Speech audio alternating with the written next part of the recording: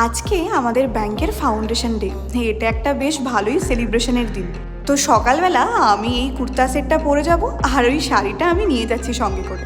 জলখাবারে আজকে আর কর্নফ্লেক্স খাইনি, আজকে ম্যাগি খাচ্ছি। কেউ যাতে কিছু না বলে ওই জন্য আগে আবার দুখানা ক্রিম কেক আর বিস্কুটও খেয়েছি। এই আমি অফিসে সকালের জন্য একদম রেডি হয়ে গেছি। আর যে উবের করে আমি আজকে গেছিলাম সে যে আমাকে কোন কোন রাস্তায় ঘুরিয়েছে তার নেই ঠিক। তাও একদিকে ভালো যে আমি টাইম মতোই অফিসে পৌঁছে গেছি। আমি জেনারেলি অফিসে চা খাই না, কিন্তু আজকে খুব ইচ্ছা করছিল, এক কাপ চা ওই জন্য নিয়ে বসেছি।